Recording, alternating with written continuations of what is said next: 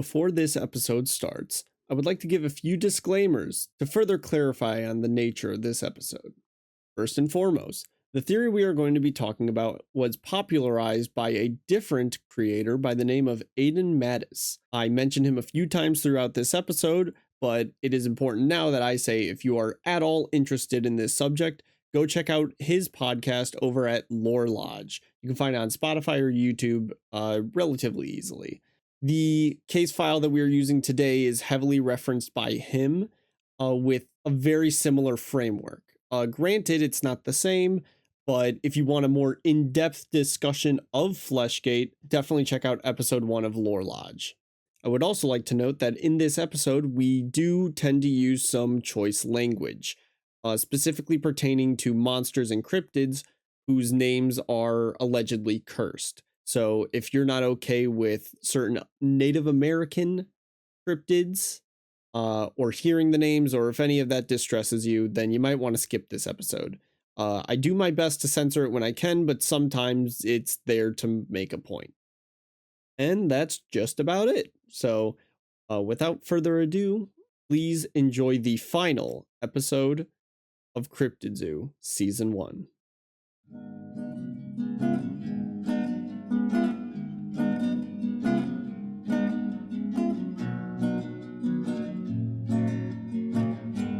Welcome, ladies and gentlemen, to Cryptid Zoo. Today we have a very, very special episode for you today. Because all of our past episodes, we have had a specific creature or cryptid that we discuss, we go into detail, and we theorize, and we decide if we believe it's real or not. This time we aren't necessarily talking about a creature. We are talking about, I want to just a theory. He doesn't even know what we're talking about. I kind of know what we're talking about. It's a theory. They don't know anything about it, so. We keep saying theory anymore. I'm going to start crying, all right? I'm still trying to get over Matt Pat. Yeah, he's gone, dude. That's why we're stepping up. Nah, don't even. You step back down. I'm already trained to simultaneously whip and nay-nay. So, today we are talking about a different topic than usual. As Brendan has said, we usually talk about cryptids. This time we're talking about a theory, a concept. And before we talk about it, I need to give credit where credit is due. Fleshgait is not a theory of my own making. The theory of Fleshgait was popularized by a man by the name of Aidan Mattis. He has a separate podcast on Spotify called Lore Lodge. I would highly suggest you go check it out. Here on Cryptid Zoo, we have given brief descriptions of cryptids and summaries and details. We're more of like an introductory level for the supernatural. Aidan goes into explicit detail on the first episode of his podcast, Lore Lodge. So if this topic interests you at all, please check it out over there. You'll get way more than what we're going to give, but we'll give enough, hopefully to furrow some eyebrows. I've been looking forward to this episode for a while. Not long enough because we procrastinated the hell out of this. And by we, I mean me. I did not write a script for like a month. It's one of those things where it's interesting, but I just put it off. So if you're wondering why we had that big gap period, it's all my fault. But we're here now and we have it. We don't have a description. We just have a case file, one case file that goes over the whole theory. And there's going to be some ups, some downs, and, some suspension of belief, and even some prophesizing. So, fellas, you got any guesses as to what Fleshgait is? I was about to say, he just kind of slid in prophesizing like it was a normal thing. Like it is. Okay. All right. You know what? Yeah, I think I speak for both JC and I here when we both say that was not normal. No, not normal at all. Mm-mm. How about you answer my question to start? I think we did. You did not. Very adequately. You very unadamantly answered my question. I said adequately. Yeah, unadamantly answered my question. You know what? Adamantine. Yo, this is like the milk thing, man. I swear. It's just like Marvel's Captain America. Marvel's Captain America. Answer the fucking question before I get new co-hosts. I can answer it. I have something reeling. Fleshgait is just a weird name to start off with. Fleshgait is such an odd name. It puts so many images in my mind. Just to kind of think about it, just these gross, grotesque, like almost gore like images in my brain that might say something more about me than it. But in any sense, my whole thing about it is, as far as I'm concerned, it is just kind of like the wrapping to the presents that are cryptids, where it is organizing and making them in a more presentable fashion than just existing for no reason. So you think it's just fluff? I wouldn't say fluff. I'd say like it's like the character development to the character. Okay. So to put it in more digestible words, I'm assuming what you mean is it's the presentation of cryptids. It will hopefully explain the cryptids that exist. Something along those lines? It's not more important than the cryptids themselves, but it's helping explain some of them in a better fashion. All right, what about you, Brendan? You got any speculation as to what Fleshgait is? So almost like with what JC said in the beginning, like I'm on the same page with you, JC. Like when I hear Fleshgait, I think of like some gory image or like the what isn't that a Terraria boss, Wall of Flesh or something? Wall of Flesh, yes. Yeah, that pops into my head when I think of Fleshgait, like just that, but in gate form. Do you genuinely think it's a wall of meat? I mean, not necessarily. Do you think meat's involved? That's just meat could possibly be involved. Meat could very well possibly be involved. You know, it is to be pondered, but I believe with more information, I will get the answer to my hypothesis that meat is somehow involved in this. I don't know how yet, but I believe by the end of this, I will figure it out. You know, back in the day, at my high school, the principal used to walk through the hallways and he'd just go, meat wall coming through. Yeah, he'd scoop the students that didn't get into class on time. I thought you meant what? No, I thought you meant that the principal was following you, being like meat wall. I was gonna be like, that's offensive, dude. Way to ruin my joke, man. You made your joke even funnier than mine. The misunderstanding was funnier than the concept of a principal walking through the hallway going, meat wall. Yeah, he's like a Pokemon. Yeah, so he's picking up the students that didn't make it into class on time, you know. Allow me to take out this case file for the final time of season 1, and let's go through the theory of Fleshgait. The story begins with not a character, but a concept: the Uncanny Valley. The Uncanny Valley was first introduced by Japanese roboticist Masahiro Mori in 1970. The term infers a link between human discomfort and emotional distress as things start to look almost human. So, for anyone who is unaware of the concept of the Uncanny Valley is a phenomenon within human psyche where as things look less human, we're uncomfortable with it. But as they look more human, we become more and more comfortable with how it looks. So like babies and maybe even gorillas to some extent. But right before things look human, there's a sudden dip in how comfortable people are with it. This would be mannequins, AI robots with synthetic flesh, things along those lines, making this valley of discomfort, which is now known in modern time as the Uncanny Valley. You know, it's kind of funny you mention that, because every time I hear the Uncanny Valley, the first question that is always asked is like, why was that ever a need to be created? Like, what made someone see something that resembled a human so much that it made them uncomfortable to be like, this is an actual phenomenon? Scientists have formed several explanations for this phenomenon, but no hypotheses have been proven or answered directly. Unlike most phobias, the Uncanny Valley is almost consistent across all of humanity. implying that the uncanny valley is genetically encoded within our DNA, along with the fear of death, disease, and the dark. Certain fears have been genetically encoded within humans.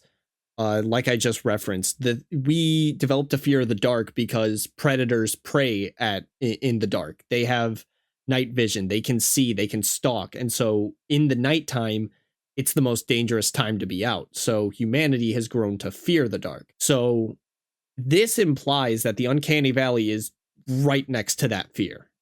Yeah, I can see that. I assume, even before things like I was about to say something dumb. I was about to say like Native Americans and cavemen were like the same time era. That was idiotic. Point being though is that like during a primitive age, when wolves hunted humans or tigers or anything of that sort, I totally understand kind of the fear of the dark. I used to have a really bad fear of the dark. It's not too bad now, but I get it.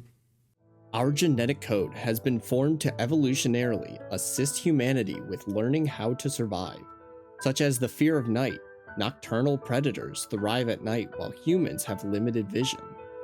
This would imply that at some point humanity had evolved to fear something that looked human-like.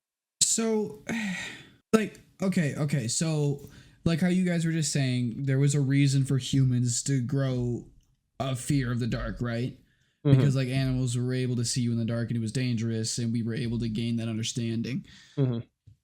What existed for us to gain the uncanny valley as a fear on the same level as the dark? Wouldn't that mean we have come to understand that? Yeah, one of our friends, when we were talking about it, brought up the idea that, oh, what if the uncanny valley is purely because of gorillas? Because gorillas look almost human, or monkeys look almost human, so what about that?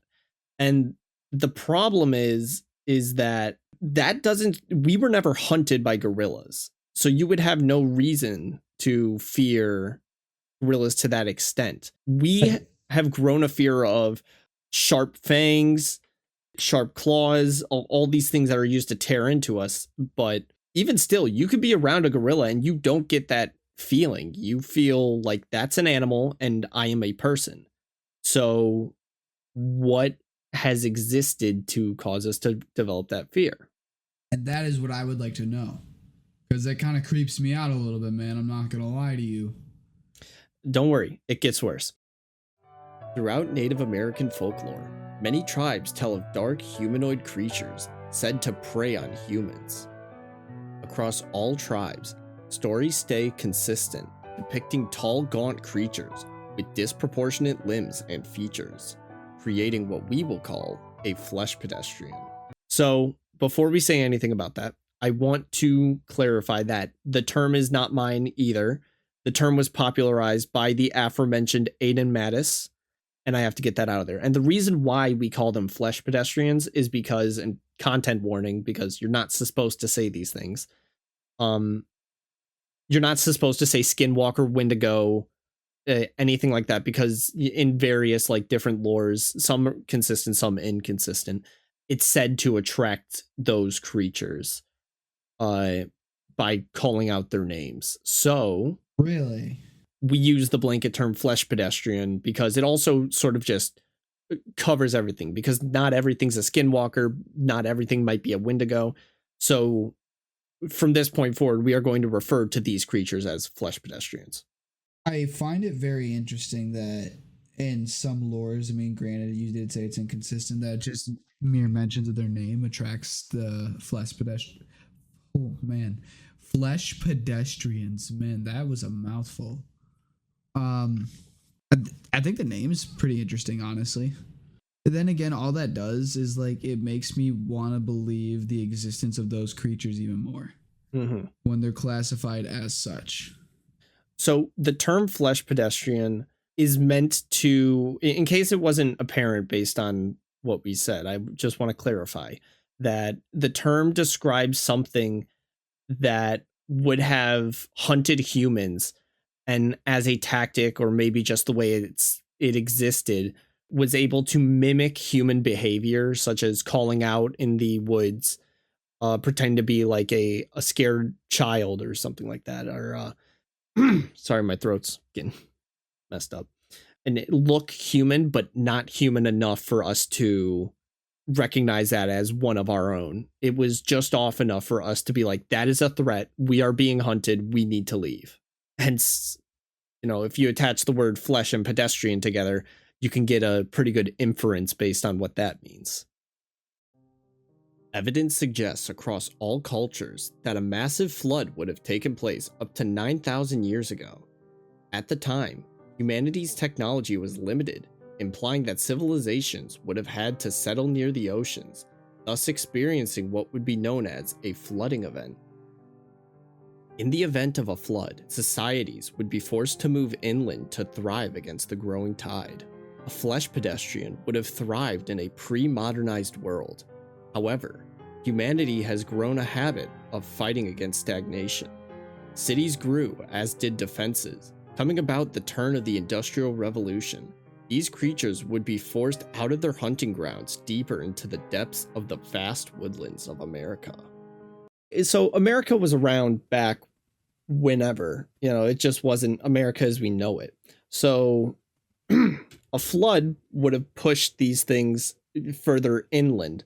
Couple that with growing advancements in society, they're going to be forced into more wooded areas to sort of survive and, grow a territory. And they're not as easily able to just stroll into a civilization, do whatever they're going to do. Yeah. They're not necessarily shapeshifters more than they are just like really well camouflaged like monsters. Mm-hmm. Well, yeah, they only resemble us. Yeah. It honestly reminds me of like how we kind of force animals further outwards by us just expanding our own civilization. And what do you think would be the response forcing a bear into a corner? I'd say a lot of anger. A lot of anger, possibly lashing out, fighting back, so to say. Well, there's an implication that it's possible that during this period that a flesh pedestrian would have lashed out, and that would have explained many different stories of animals not quite acting right, violent attacks, people going missing and whatnot. So that's a cool question, but I'll raise you a better question. What do you think the response would be to a threat that you cannot harm? I mean, if you can't harm it, what else? I mean, I'd say either trap it or run away. It'd go into hiding for a while. That's probably your best bet. Stay under the radar. I will explain. After the spark of the Industrial Revolution, a man by the name of Theodore Roosevelt would take office. During his presidency, Theodore Roosevelt made a great point to establish what we know as national parks and created a branch of the government to assist in maintaining them. As an outdoorsman, it would be very possible that Theodore Roosevelt would have known about these creatures that could not be captured nor killed, and established a way to maintain said anomalies. The parks were founded by Theodore Roosevelt, Woodrow Wilson, Stephen Mather, and Horace M. Albright, all big names in the US government. It is also worth noting that the military has a separate branch for parkland security with high levels of secrecy and restrictions.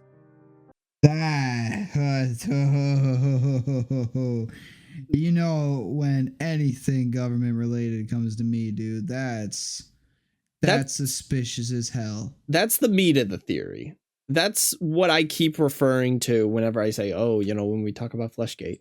That is the general idea that the national parks is not exactly a cover-up, but a containment plan for these things that cannot be killed. I asked you earlier, I was like, what do you think is the response to something that can't be harmed, can't be killed, can't be captured? Well, it's force it into a contained area where you can monitor it and make sure that it doesn't harm anyone else. And thus, the national parks were made. So isn't that kind of funny though, how like every year a lot of people go missing in national parks? Like a considerable amount of people. I'm about to actually tackle that, so. Isn't there the whole map system of America where somebody compared it? Like they did a video where like the comparison of caves on the American map compared to where people go missing, and like the large area of people missing were all in like the cave areas. You guys are getting ahead of me. Really? You guys are getting ahead of me on this Maybe, stuff. yeah. I'll hold out on that though. While a great story, what is the evidence? Can we really stake our beliefs based on maybes and made-up monsters? A documentary published in 2019 known as Missing 411 goes over nearly 1,200 people who have gone missing in the national parks over the years. Although the documentary goes into explicit detail, it is heavily implied that the numbers are skewed and they are actually underreported. Many stories have been reported of children going missing within the national parks, being found hundreds of miles away from where they were previously lost, showing signs of being fed and very confused. Lastly, the majority of missing person reports go unsolved, with vast miles of forest and the percentage anywhere from 1 to 0.04% of the dead being discovered, and the rest never being solved.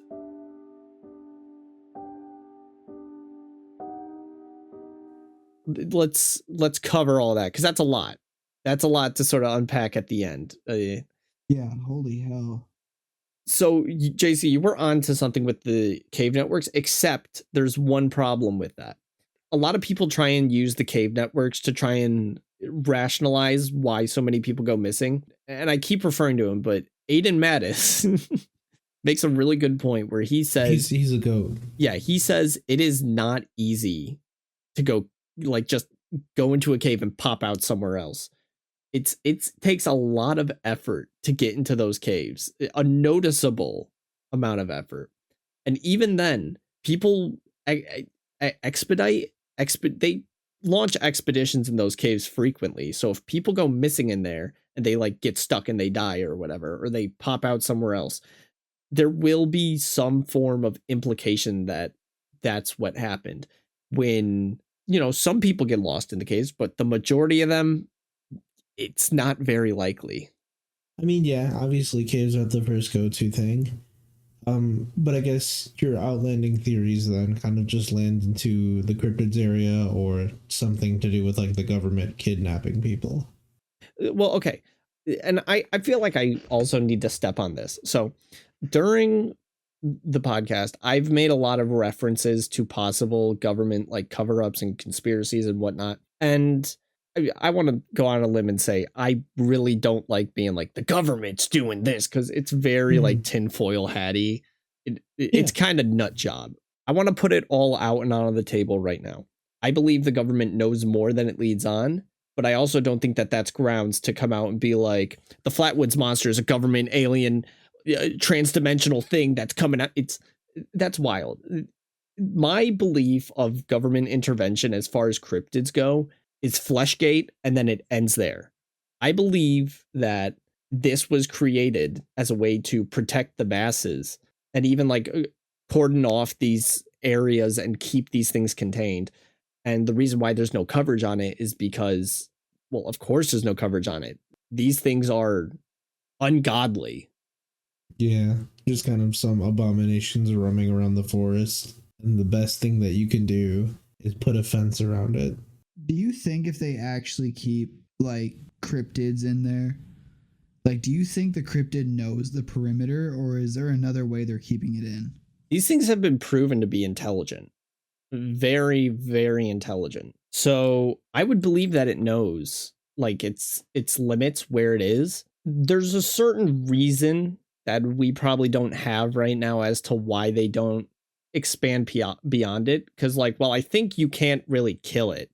It is possible to harm it. Like, say these things stay contained. Think of it this way. If you stay in this area where you will be well fed and you just don't go beyond this, your entire race will not be decimated. If those things came out and they just started like running into, I don't know, San Diego and just started ripping people's heads off, humanity would launch a complete all-out war on these things.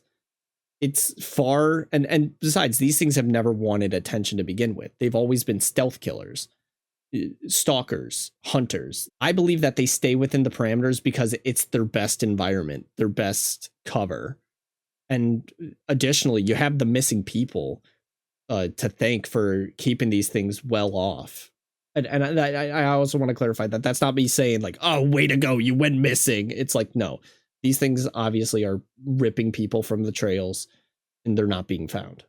Dude, that's just like honestly kind of terrifying. Oh yeah. Very. Yeah.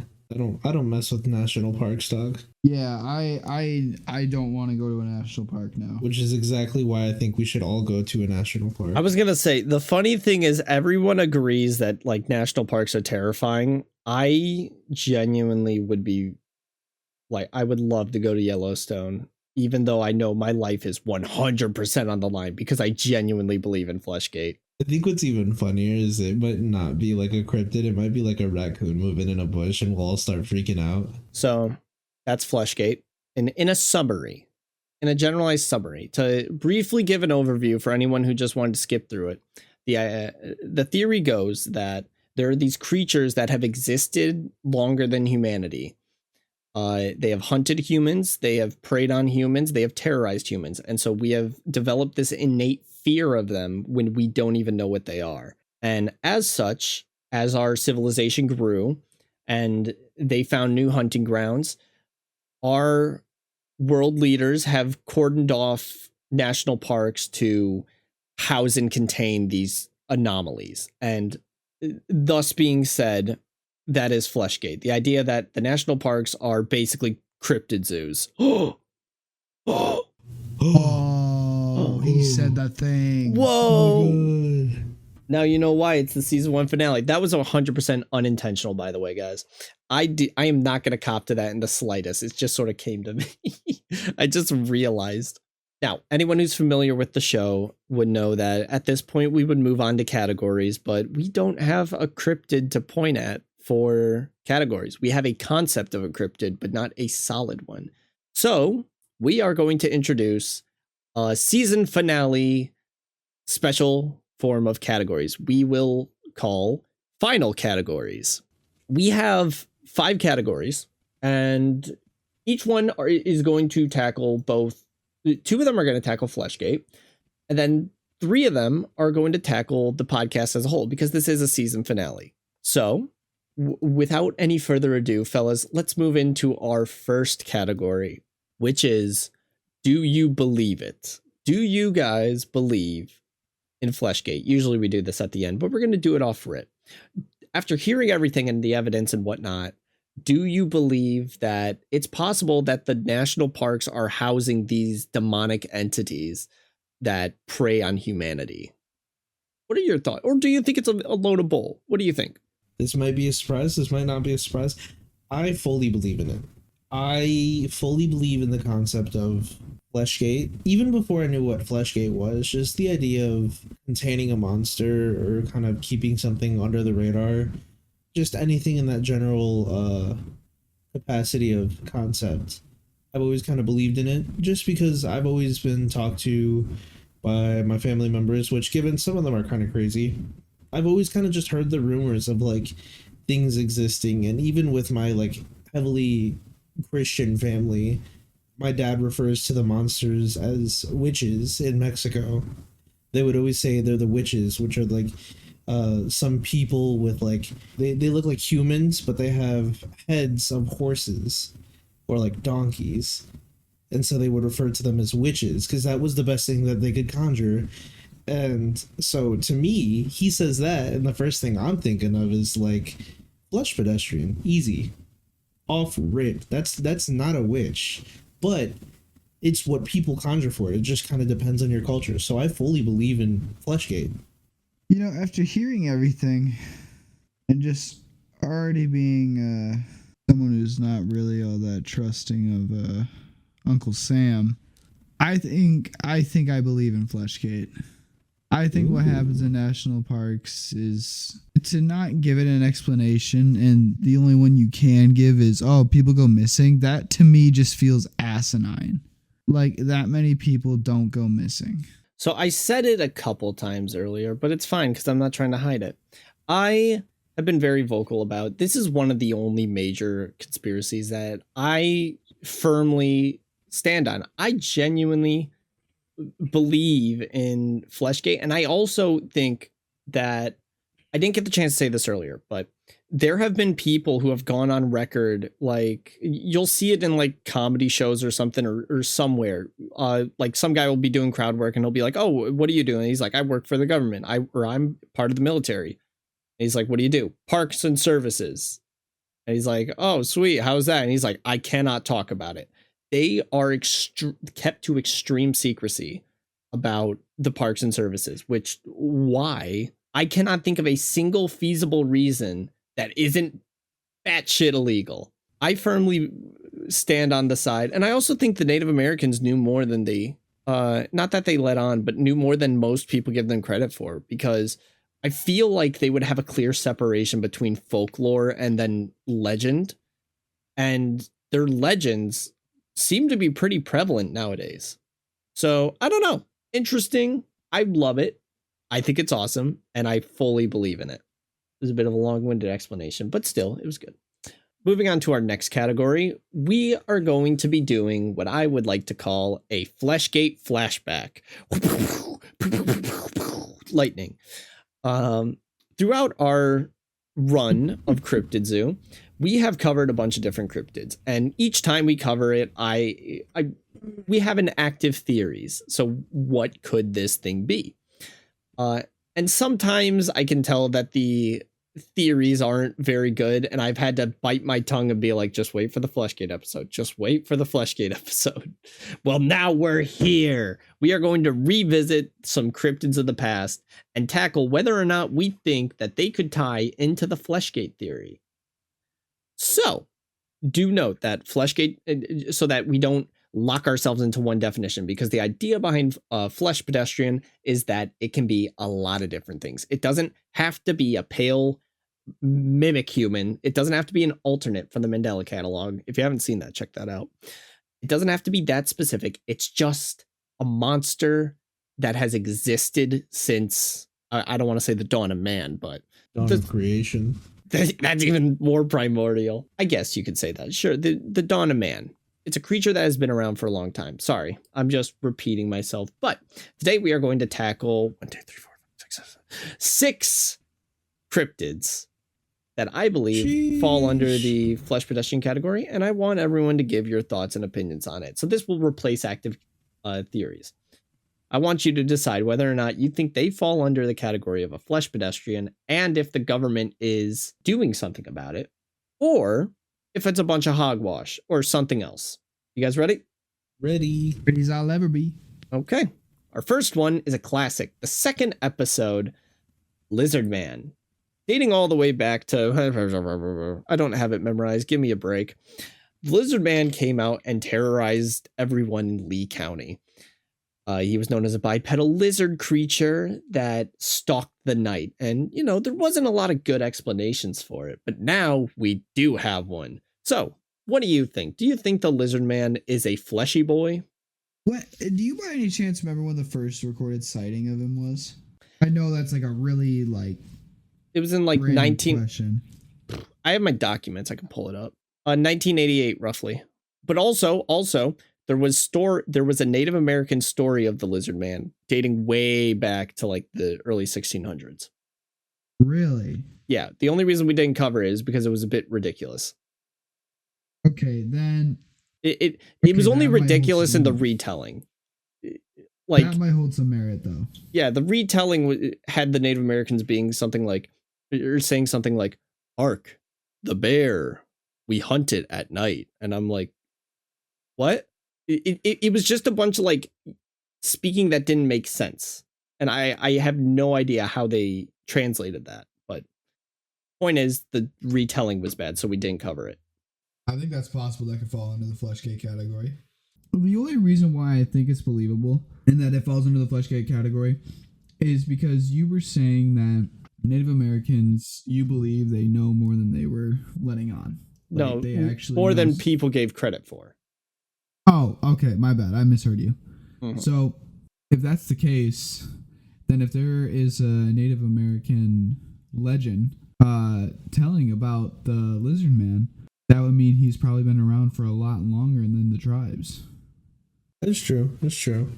I say, um, I totally think that Lizard Man could be, but I'm gonna say no, at least in my opinion, Mhm. because the way that Lizard Man falls, it kind of seems to me, at least in my eyes, is that Lizard Man is one of those things where it's like, it's not that it couldn't be killed or that you couldn't not threaten it. You're setting rules to it. Yeah, I I don't want you to guess, do that. but With flesh pedestrians, as I said, if you attach a definition and a rule to it, things aren't going to add up. Hey, it's me, Nick. Just letting you know that this is an editor's note, a post-it, if you will, because I say this a lot, I cut it a lot, but I say it a lot, and I feel I should explain the whole attaching rules to flesh pedestrians. What this specifically means is it's like saying all mammals are dogs. We know what a mammal is, but it's like saying all mammals are dogs and completely discrediting like monkeys, giraffes, elephants. I'm pretty sure those are mammals. And so basically what I'm saying is if we're talking about flesh pedestrians, not all of them are dogs, if that makes sense. So I'll continue with the episode. Keep this in mind going forward. okay. Well, then I guess specifically, uh, what bothers me about it is that it would be a swamp, assumedly, because that's what Lizard Man was always talked about being in. Skateboard swamp. Yeah, the swamp area, and I don't think that there is any swamp that's national parked big enough for something of that size. Well, that's also assuming that Fleshgait was able to get all of them. Anyways, I'm gonna move on. The next cryptid that we are going to ponder is the Michigan Dogman, my favorite boy. His legend had dated back early 1800s, I want to say. And in that time, he sort of was a boogeyman, a don't go out at night tale, a cautionary bedtime story for children. And as such, he has had relevant sightings all the way up into the current modern era. And that's very interesting. Even still, his descriptions could, as one person describe, as a flesh pedestrian. His descriptions coincide with traits that are commonly regarded with flesh pedestrians. So, what do you think? Fleshy or no? Michigan Dogman definitely does strike me as a fleshy. Hmm. Just I don't know exactly what about it is, but if anything like werewolf or Michigan Dogman related, definitely a fleshy thing. One of those things that it's a stealth killer. It moves in the shadows. It's a kind of a nighttime monster. Definitely a fleshy. You know what? I think I'm gonna have to agree with JC on this one. Yeah, I think it's definitely a fleshy. I think honestly anything that could be related to the uncanny valley, so like anything humanoid, is definitely going to be relating to Fleshgate in a huge way. I also just now like faded into consciousness and realized that I'm supposed to give my opinion for these as well. So I'll briefly cover them. Lizard Man, surprisingly, I'm gonna say actually, yeah, I'm gonna say yes. I'm gonna say he falls under the flesh pedestrian category because humanoid-esque, and also there were some very interesting stories surrounding physical evidence with him. So that'd be a cool idea. Dogman, same deal. There have been stories of Native American legends that walked upright with wolf-like features. So it's not very far off that the Dogman could be a flesh pedestrian as well. Cool. Next one, the Jersey Devil. We had a blast with this guy. Oh boy. Bringing it back around to him. His legend started relatively earlier than Lizard Man, with his legend starting with the Leeds family. And whether or not you believe in that story or not, it could feed into whether or not you think he's a flesh pedestrian.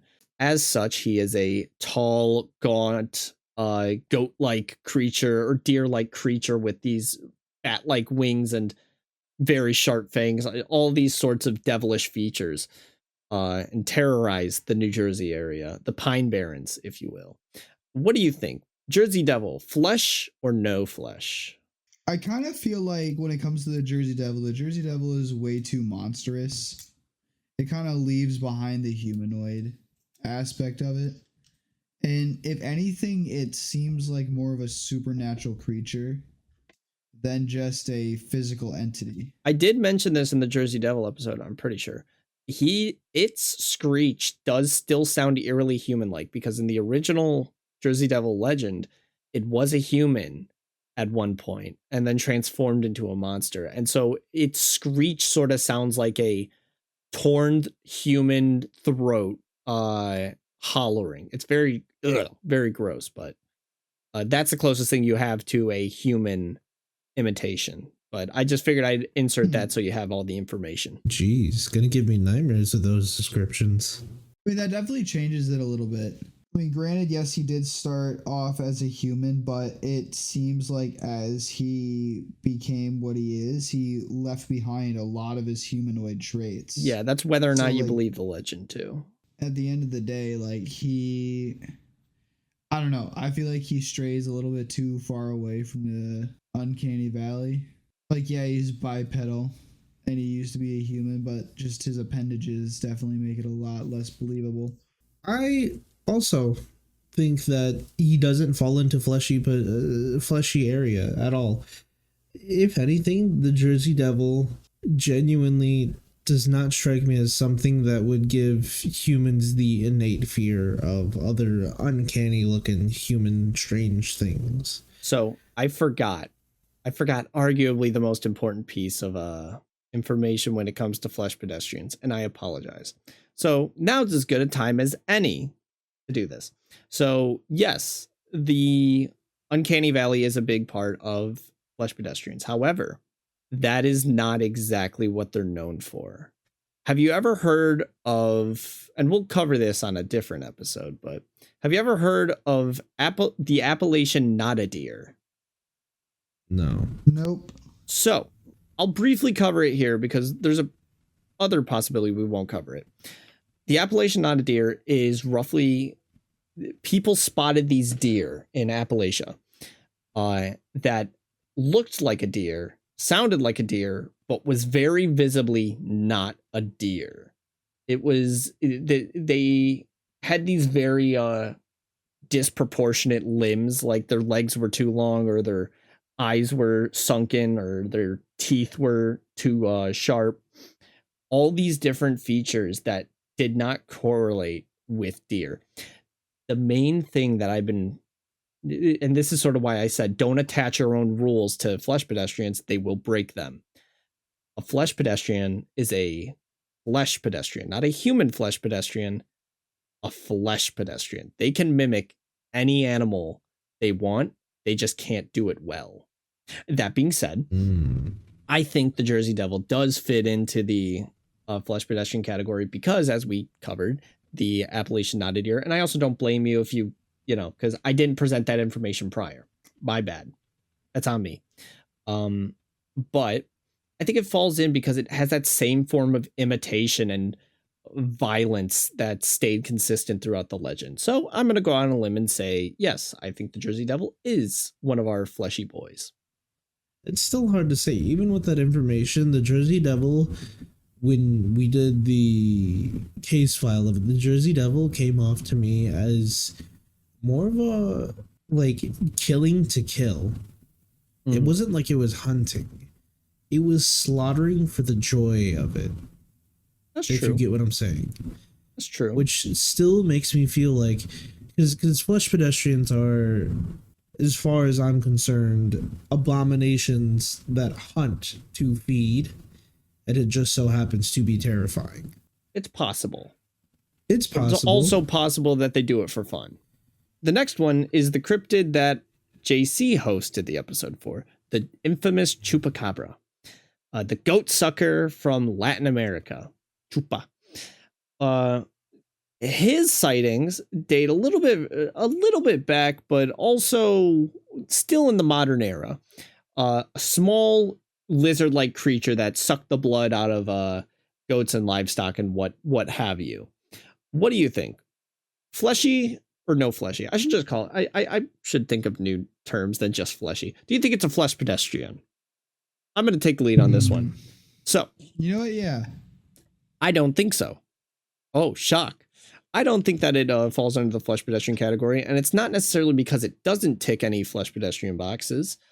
It's more because its behavior is more of that of a wild animal.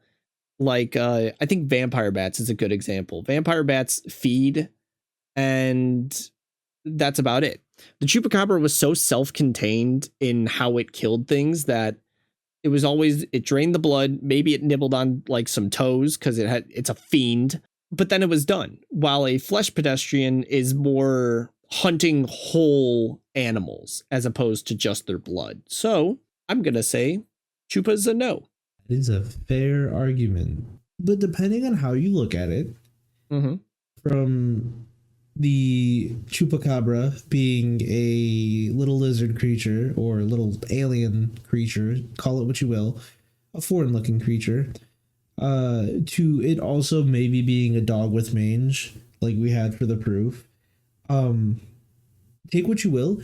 It could be argued both ways because I feel like I could count it as a fleshy just for the fact that it could be trying to mimic a better form of a dog, and the first form that it took was what it had on hand in, I assumedly in like the desert or something like that. That would also tie into two separate descriptions of the chupacabra as it's morphing. Yeah. Which is why I say if it did start off like in the desert or something like that near, South America and Mexico, it takes on this lizard or reptile like form because that's what's more predominant there. But as it travels further up into the north, it takes on these mangy looking dogs because it can't produce the fur, but it can produce the body form and the skin and these messed up imitations of what a dog with mange is. So I'm going to say fleshy. I actually like that. I'm still sticking with mine, but I like that. What if it's just a dog with mage? Then say no. I'm saying no. All right. The next one is the Enfield Horror. This thing had a very, very short lifespan of about 6 years.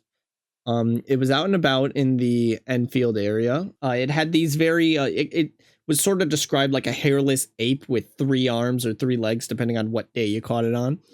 And it sort of terrorized the area, but never explicitly had any, we'll say, encounters that left concrete harm. As such, what do you think? Flesh pedestrian or no? This one's so definitively a fleshy. I don't even have to describe too much.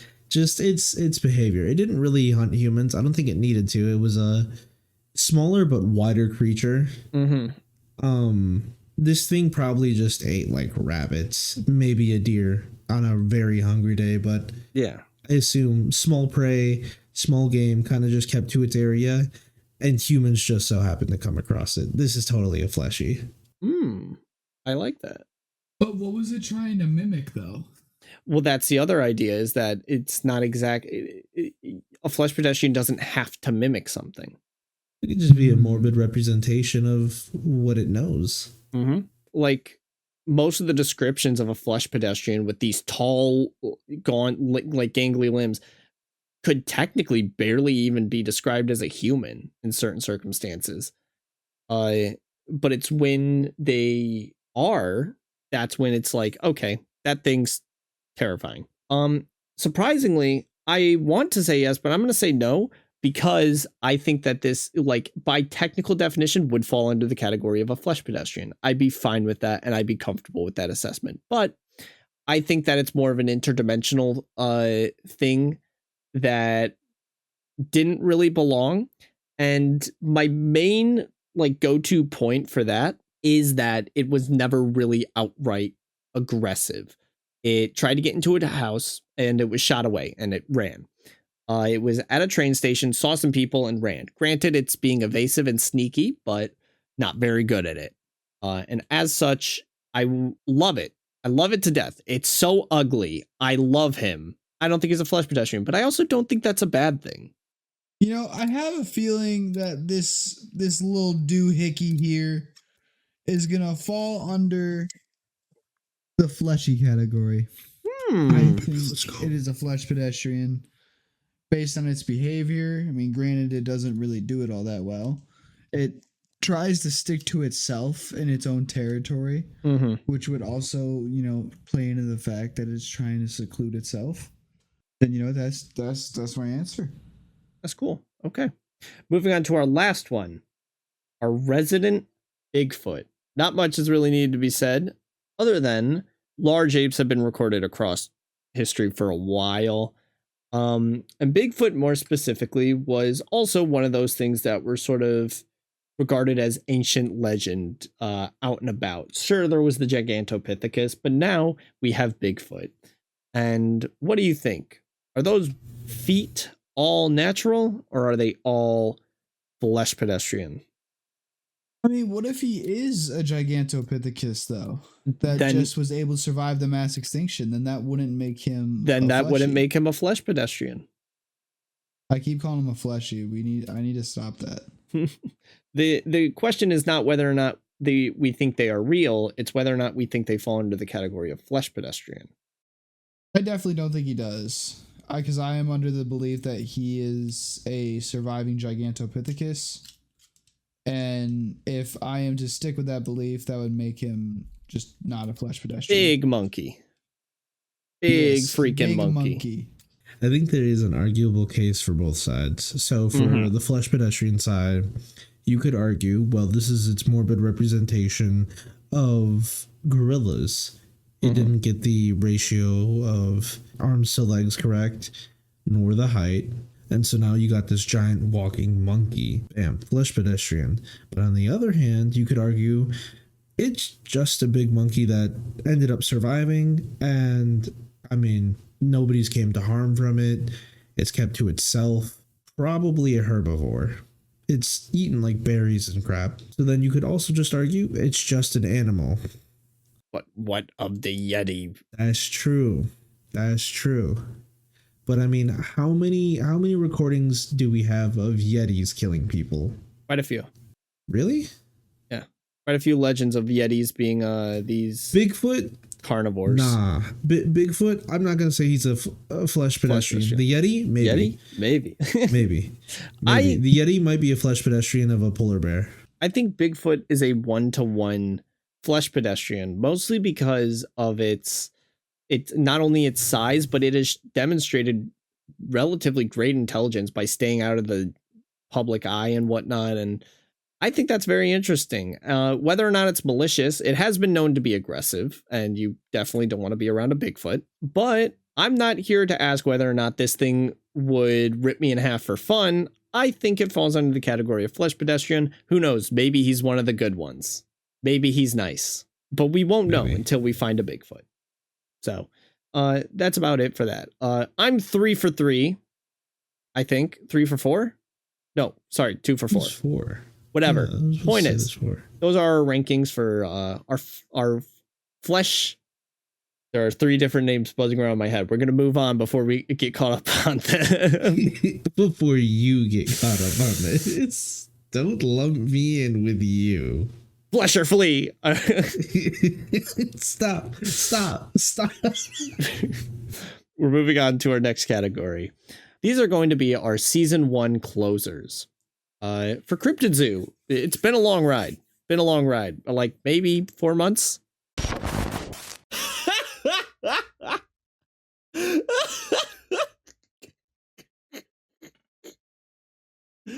4 months, he says. Ish, 5 months. We've been doing this for a while. It almost feels like a year, almost. Yeah, like half a year. It's been a while. Yeah. As such, our next category is favorite cryptid ? We've covered a lot of cryptids over the podcast. Which of the cryptids we've covered is your favorite? I'm gonna let Brendan take the lead on this one. So I'm gonna have to go with the Enfield horror on this one. Really? And the only reason why I'm gonna go with the Enfield horror is I feel like the Enfield horror it was one of the cryptids where when you mentioned it, the episode previous, like where you're like, oh, next week we're tackling, with that, there was no sort of room for me to guess anything. Mm-hmm. Like, it was such a vague name, so it's like, well, what are we dealing with here? Is it like some giant creature? Is it tiny? Does it hide in the walls? Like, I don't know anything about this, man. Like, and then getting its description, I completely blown away. Not what I was thinking at all. Granted, I couldn't even figure out what I was trying to think of, honestly. Like, it, once again, such a vague name. I couldn't even begin to think of what we were going to be tackling next week. And I think that's what made it very interesting. Cool. So was the whole thing based on the lead up to the episode, or was it the episode itself? It was both, because like I was trying to gather my expectations throughout the week, and then they were just completely shattered. I remember that very specifically. You weren't trying to like force it out of me, but I was like, hey, we got to delay the recording session. You were like, you son of a bastard. Basically. It is what it is. Then we moved on. Yeah. But yeah, I mean, that was a good one. It was a very interesting one to record, especially research for. My time researching the Enfield horror was probably maybe not the easiest one, but all the information was like in one area. It was so easy to get information about the Enfield horror. So yeah, I mean, definitely a unique one. Definitely. And that's a solid pick. It's a solid pick. So out of all the cryptids we've recorded, I feel like my opinion is far different than everyone else's. Mostly because I have to research these things. I have to figure out if they're interesting to begin with, and then I have to compile the information. So a lot of the things that weigh on my rankings is how much of a pain it was to research. And I can tell you right now, my favorite's not Bigfoot. I'll tell you that. It's a pain. I think my favorite cryptid, I've said that my favorite cryptid is Dogman, but I think the Jersey Devil just barely beats it out by such a small margin. And then the Dogman overtook it when I remembered just how much I love the Dogman. My favorite cryptid is the Michigan Dogman. That was such a fun episode to record, and some people hated it, dude, which I thought was hilarious. Talk about those 2 comments that you told us about. Yeah. Those naysayers. The naysayers. And I also want to point out that our community is so great because like likes and dislikes are turned off because thanks YouTube. So no one saw it, but our community like flooded that video, and the like to dislike ratio like went from like a 50-50 or like from a 20-70, like 70% of the dislikes, to a 80-20, 80% of the likes. That's so nice. But I'm sort of like getting off track.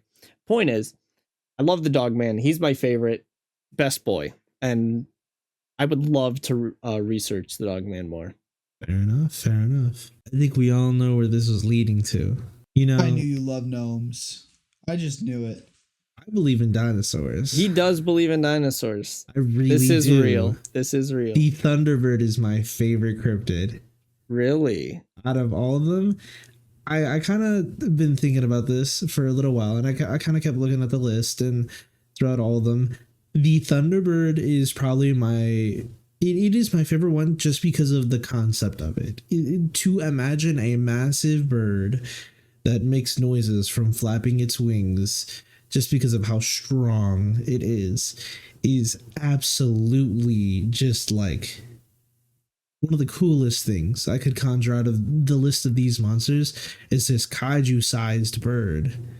That's sick, dog. Yeah, keep That's talking sick. until we talk about the lightning chicken. Yeah, I mean, the Thunderbird was also one of those cryptids where it's like, I know it's niche enough to where not a lot of people knew about it, and I had known a lot about it prior, and I was like, this is going to be a good one to talk about, and it was very fun. Mm-hmm. So very, very validating. Yeah, those are cool. Our next and possibly our last cat. Oh, Nick's got a hairball coming up. Keep this in. They need Our to know. next and last category that we will be doing is what he meant to say. He's still dying. They need to know. Our last category of season 1 is season 2 predictions. That is what we are going to talk about. Man, these guys are so gassed up. If I light a match, they blow the fuck up. They being us. I have a few plans for season 2, and I know the cryptids we're gonna cover for season 2. They still don't. So as such, I wanted to ask you guys, being Brendan and JC, and also the people at home, what do you think is coming in season 2? What do you think's next for Cryptid Zoo? Loch Ness Monster. You think we're gonna cover the Loch Ness Monster? I don't know.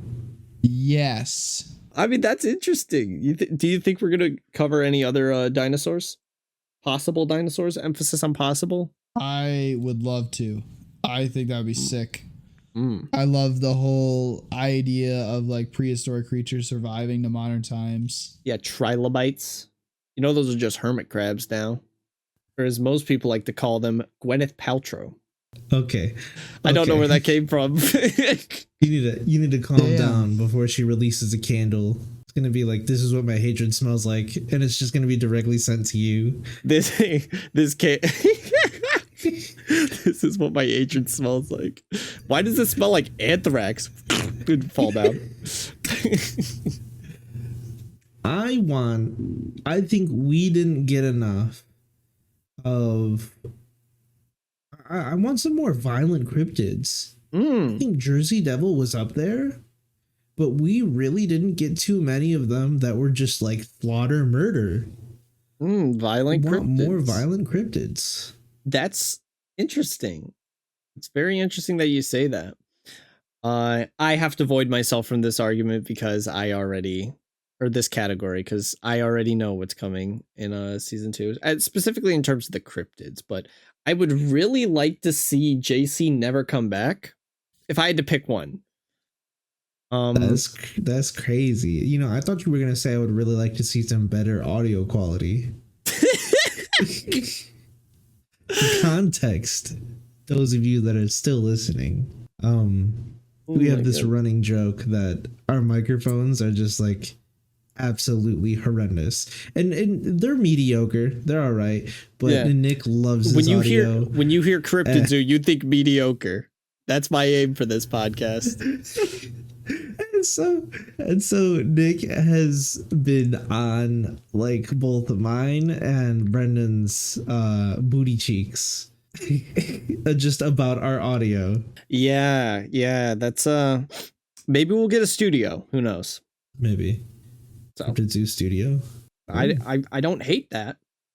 So I have a shed we can use. Brendan, I'm not going anywhere near your shed. And with that, we conclude season 1 of Cryptid Zoo. Everyone, give each other a mediocre hand, and don't give me a round of applause at all. I fucking blew as the editor this season. Just nothing but constant delays, pushed back episodes. It was pretty bad. Yeah, you're But you know fired. what that means? We can only go up from here. Yeah, we're at this is rock bottom, baby. This is rock bottom, fellas. Welcome to it. We plateaued. Well, thank you everybody so much for listening to season 1 of Cryptid Zoo. Here, I will say, give us a modest round of applause, fellas, in the studio. Round of applause for ourselves. I'd say congratulations, not on the quality of our episodes, but the fact that we finished a season. Not the way I'd like to, but I'm very proud of us for finishing a season. And thank you, viewers, for listening. It's very fulfilling to know that our work is being appreciated and people actually like it. So it's very fulfilling for us to actually put something out that has a form of an impact. So thank you from the bottom of my heart. Thank you for listening to Cryptid Zoo. For the first time in Cryptid Zoo history, I'm going to give everyone their credits and their dues. You can find me at Rescued Skink, youtube.com/Rescued Skink. You will also find these guys on that channel every now and then. We post little video game things. You can find me specifically from the Cryptid Zoo Instagram. If you just go look at the first photo that we threw up, our accounts are there. Pull up your account. You can't send them on a scavenger hunt. It's not a scavenger hunt. It is a Our- scavenger hunt. It should not be a scavenger hunt. Our accounts are just like right there. You can find my account if Okay, you can go can to this find URL. me. There's a picture. In that picture, I put the first letter of a link. You can find us using the Cryptid Zoo ARG. You can find me. Just look me up on Instagram if you wanted me. If you ever wondered what my face looked like, you can go to Instagram and just look up Stacked Mexican. Or Stacked Pug, either or. Look up your name so we know the title. It's Stacked Mexican. I'm looking at it right now. Yeah, you can look at it. Go ahead and look at it. I'm confirming. You might be a liar. All right, sweet. Yeah. Your pronouns are just he. He. They'll never be him. That's true. That is true. Kick.com/bdude. Go check me out because, I'm just such a cool freaking dude. And you know what? Yeah. He's a streamer. Why don't you do that? We got a YouTuber, a musician, and a streamer. God help us all. Thank you guys so much for listening to season 1 of Cryptid Zoo. Come back next time to find out what cryptid we're tackling next. See you later. Bye, guys.